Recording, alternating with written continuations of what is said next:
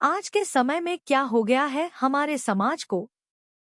कभी पति अपनी पत्नी को मार देता है, तो कभी पत्नी अपने पति का खून कर देती है।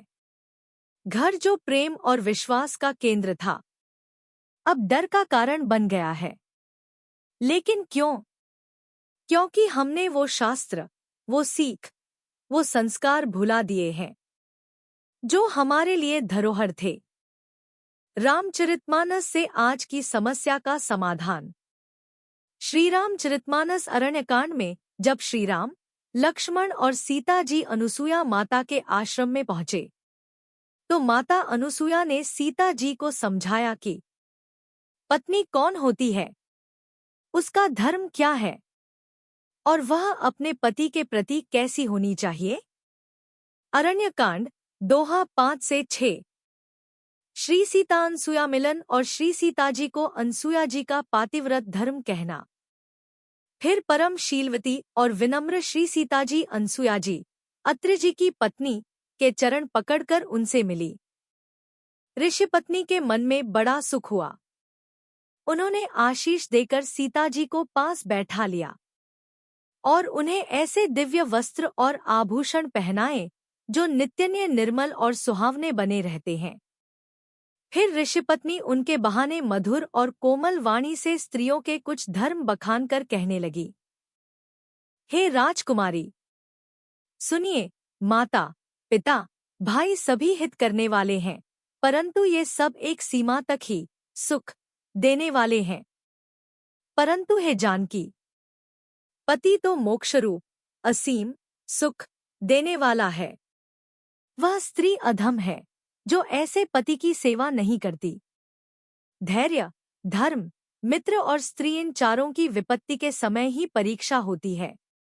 वृद्ध, रोगी, मूर्ख, निर्धन, अंधा, बहरा, क्रोधी और अत्यंत ही दीन, ऐसे भी पति का अपमान करने से स्त्री यमपुर में भांति भांति के दुख पाती है। शरीर, वचन और मन से पति के चरणों में प्रेम करना स्त्री के लिए बस यह एक ही धर्म है, एक ही व्रत है और एक ही नियम है। जगत में 4 प्रकार की पतिव्रताएं हैं।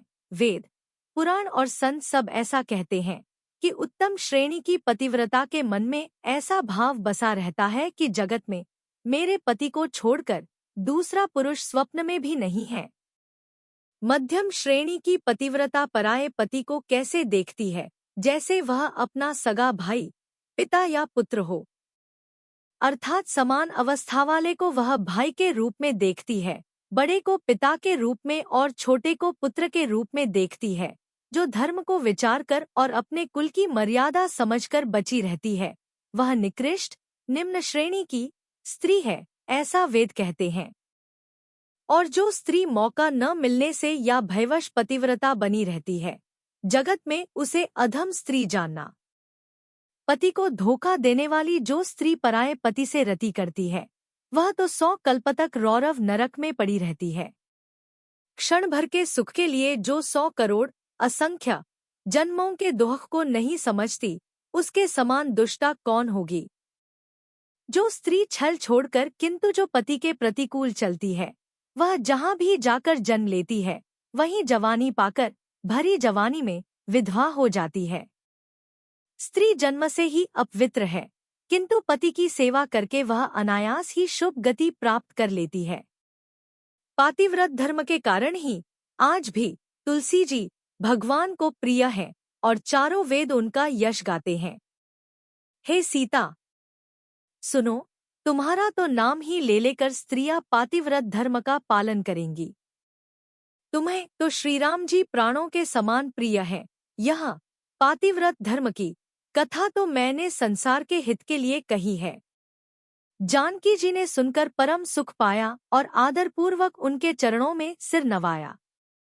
आज की परिस्थितियों से जोड़ते हुए जरा सोचिए, अगर वो पुरुष जिसने अपनी पत्नी की हत्या कर दी, या वो महिला जिसने पति को जहर दे दिया, अगर उन्होंने यह संवाद पहले पढ़ा या सुना होता तो शायद न वो क्रोध आता, न ऐसा पाप होता। शायद वो क्षमा करते, समझते और एक नई शुरुआत होती। आज के ज़माने में हम देख रहे हैं कि कभी पति अपनी पत्नी को जान से मार देता है, तो कभी पत्नी पति को। कारण यही है कि हमने अपने धर्म ग्रंथों को पढ़ना छोड़ दिया है, जिनमें हर समस्या का समाधान पहले से लिखा है। जैसे रामचरितमानस का यह प्रसंग, जहां माता अनुसुया ने माता सीता को पत्नी के कर्तव्य, शील और धर्म की शिक्षा दी। सोचिए, अगर यही शिक्षा उन लोगों को मिली होती तो क्या वे ऐसे कुकर्म करते? आज का प्रश्न, क्विज सेक्शन। प्रश्न, माता अनुसुया ने सीता जी को कौन सी शिक्षा दी? अ, स्त्री को शक्ति बनना चाहिए। बी, पति को जवाब देना चाहिए। सी, पत्नी का धर्म सेवा, प्रेम और विनम्रता है। डी, गृहस्थ जीवन से दूर रहना चाहिए।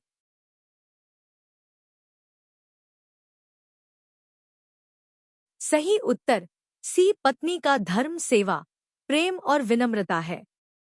विस्तृत उत्तर, माता अनुसुया ने बताया कि स्त्री को हर परिस्थिति में पति के प्रति प्रेम, आदर और समर्पण रखना चाहिए।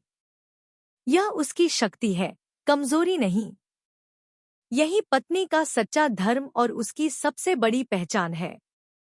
अगर आपने भी कभी जीवन में रिश्तों में संघर्ष महसूस किया हो, या आपको रामचरितमानस या किसी धर्मग्रंथ से समाधान मिला हो, तो उसे कमेंट में जरूर लिखिए। हम आपके अनुभव को अगले वीडियो में शामिल करेंगे, ताकि दूसरों को भी मार्गदर्शन और प्रेरणा मिल सके। और अगर आपकी कोई समस्या है और आप चाहते हैं कि हम उसका समाधान धर्म के आधार पर बताएं, तो भी कमेंट में जरूर लिखें। यही है जगत का सार। हर समस्या का समाधान हमारे ग्रंथों में छिपा है।